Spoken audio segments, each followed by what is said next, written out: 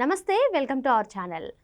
ఆంధ్రప్రదేశ్ మాజీ ముఖ్యమంత్రి YS Jaganmohan Reddy press meet పెట్టి మరి విజయసాయిరెడ్డి చంద్రబాబుకి అనుకూలంగా పనిచేస్తున్నారు, అనుకూలంగా మాట్లాడుతున్నారని చెప్పి అన్న సంగతి తెలిసిందే. మరి దీనిపైన విజయసాయిరెడ్డి స్పందించారు.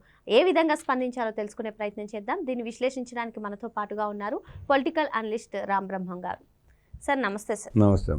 విజయసాయిరెడ్డి, నేను ఎప్పటికీ కూడా మారను, నువ్వే పదవి వచ్చిన తర్వాత మారిపోయావు, నేను విశ్వసనీయత కోల్పోయే వ్యక్తిని కాదు, ఎన్నో అవమానాలు ఎదుర్కొన్నా, నేను ఎవరికి కూడా భయపడను, ఇటువంటి వ్యాఖ్యలన్నీ జగన్మోహన్ రెడ్డిని ఉద్దేశించి మాట్లాడారు. సార్ అసలు మొన్న ప్రెస్ మీట్కి ఏదైతే జగన్మోహన్ రెడ్డి అన్నారో విజయసాయిరెడ్డి చంద్రబాబుకు వత్తాసు పలుకుతూ మాట్లాడుతున్నారు అని, వాటి అన్నిటికీ కొంచెం ఘాటుగానే స్పందించారని చెప్పొచ్చు. ఏమంటారు విజయసాయిరెడ్డి వ్యాఖ్యల పట్ల? గుమ్మడికాయలు దొంగ ఎవడరా అంటే జగన్మోహన్ రెడ్డి భుజాలు అనుకుంటున్నాడు. అట్లాగే విజయసాయిరెడ్డి కూడా నేను బట్టలు ఎప్పిస్తా అన్నాడు, సగం ఎప్పిస్తానన్నాడు, సగం మంది నిరికిచ్చాడు.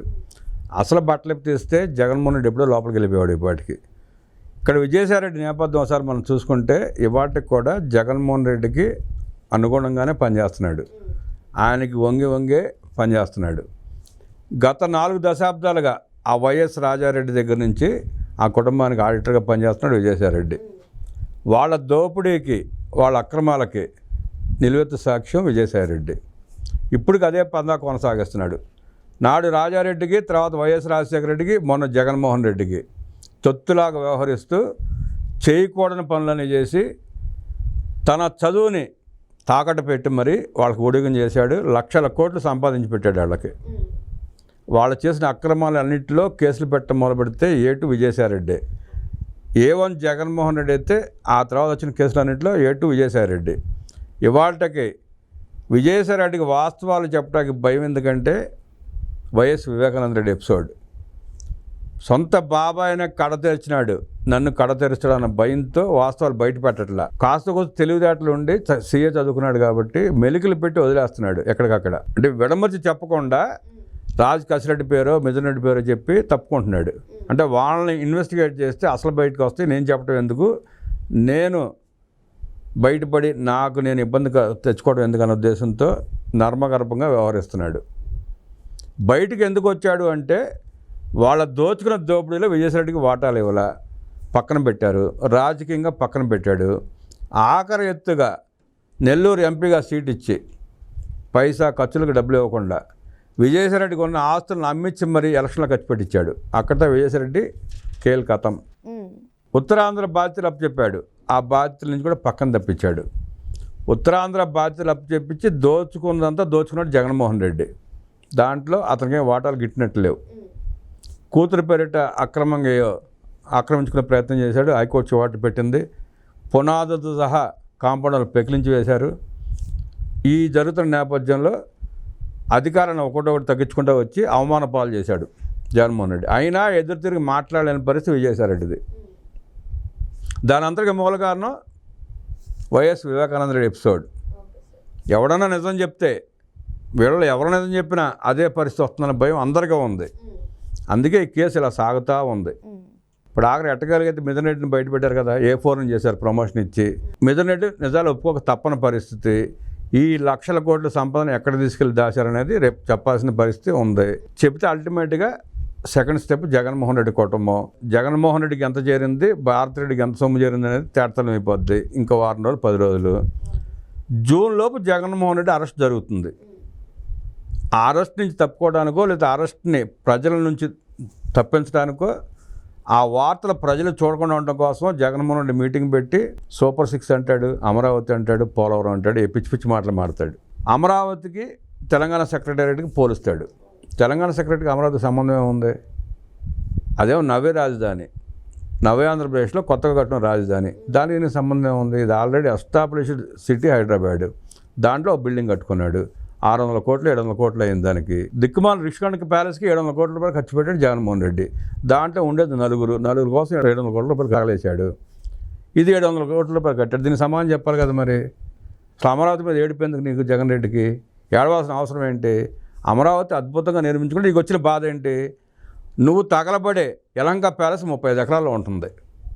ఎన్ని వందల కోట్లు ఖర్చు పెట్టావు దానికి? ఉండే నలుగురికి అన్ని రూములు ఎందుకు? 400 రూములు అంట. దాంట్లో ఏం చేసుకుంటావు నువ్వు 400 రూముల్లో? నువ్వు ఉండే ప్యాలెసే నువ్వు అంత గొప్పగా కట్టుకున్నప్పుడు ప్రజా రాజధాని, కొత్త రాజధాని, ప్రపంచాన్ని ఆకర్షించే రాజధాని ఎంత అద్భుతం కట్టుకుందామని ఉంటుంది ఎవరికైనా. అంటే ప్రజలు తెలియదు అనుకుంటున్నాడా?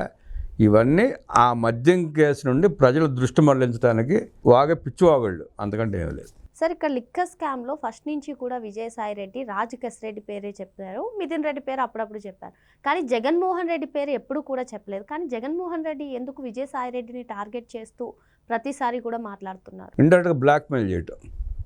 నువ్వు నా పేరు బయట పెట్టద్దు, బయట పెడితే బాబాకి ఏమైందో నీకు అది అవుతుందని చెప్పి ఇండైరెక్ట్గా బ్లాక్మెయిల్ చేస్తున్నాడు. అట్లాగే విజయసాయి రెడ్డి కూడా బయట పెట్టట్లేదు కదా, తనేం బయట పట్టట్లా.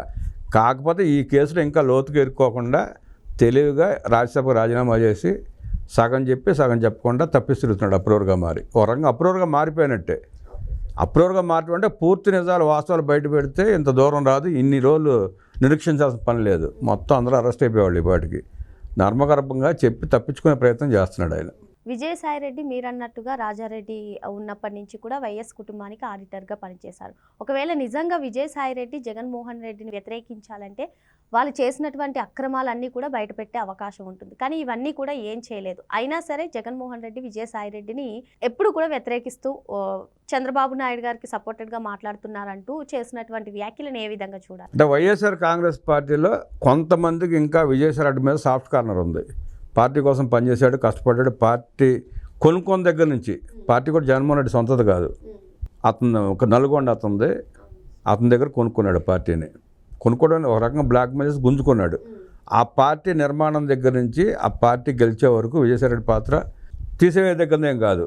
అందుకని వైఎస్ఆర్ కాంగ్రెస్ పార్టీలో కొంతమందికి అతని మీద సానుభూతి ఉంది. ఆ కొద్ది మందికి కూడా ఆ సానుభూతి ఉండకూడదు, ఆ సానుభూతిని తుడిపేయాలనే ఉద్దేశంతో ఎలివేట్ చేసుకుంటూ వస్తున్నాడు విజయసాయి రెడ్డిని. చేసుకుంటా ఈ మద్యం వ్యాపారంలో పేరు బయటకు వస్తుంది కాబట్టి సొంత పార్టీ నేతల కార్యకర్తలు కూడా చీకొడుతున్న నేపథ్యంలో దానంతా విజయసాయి రెడ్డి మీద డైవర్ట్ చేయడం కోసం విజయసాయి రెడ్డి పేరు ఇస్తామన్నాడు. మరి మొత్తానికి ఈ పరిణామాలు ఎక్కడి వరకు దారితీస్తాయి అంటారు? జగన్మోహన్ రెడ్డి విజయసాయి రెడ్డి పైన, విజయసాయి రెడ్డి జగన్మోహన్ రెడ్డి పైన. ఇప్పుడు అనుకునేది ఏంటంటే ప్రస్తుతం వాళ్ళందరూ కూడా ఒకటే, ఎవరు కూడా తెలివిగా వ్యవహరిస్తున్నారు అని చెప్పి అందరూ అంటున్నారు. మరి మీరేమంటారు? వాళ్ళు చదువుకున్న తెలివితేటలనే ఈ మద్యం కేసులో ఉపయోగిస్తున్నారు, ఈ అక్రమాలకి వాడుకుంటున్నారు. ప్రజలకైతే ఉపయోగపడలా, వాడుకోవాలా. విజయసాయి రెడ్డి సగం చెప్పి సగం చెప్పకపోయినా, ఎవడు ఏం చెప్పినా చెప్పకపోయినా సిట్ మొత్తం బహిర్గతం చేస్తుంది కేసుని. అందరూ అరెస్ట్ కాక తప్పదు. జగన్మోహన్ రెడ్డి, భారతిరెడ్డి కూడా ఈ కేసులో ఇరుక్కుంటారు. వాళ్ళు కూడా జైలు పాలు కావాల్సిందే. వాళ్ళేం అతిథులు కాదు కదా. ఇప్పుడు కేజ్రీవాల్ అరెస్ట్ అయ్యాడు, ఉప ముఖ్యమంత్రి అరెస్ట్ అయ్యాడు, ఎమ్మెల్సీ కవిత అరెస్ట్ అయింది, కేసీఆర్ గారు అమ్మాయి కవిత కూడా అరెస్ట్ అయింది ఆ కేసులో. వాళ్ళే అరెస్ట్ అయినప్పుడు వీళ్ళెంత 1,50,000 కోట్ల రూపాయలు ప్రజల రక్తాన్ని తాగి సంపాదించారు డబ్బంతా. అది వ్యవస్థలు చూస్తూ ఎందుకు ఊరుకుంటాయి? ప్రజలు ఎందుకు ఊరుకుంటారు? ప్రభుత్వాలు ఎందుకు ఊరుకుంటాయి?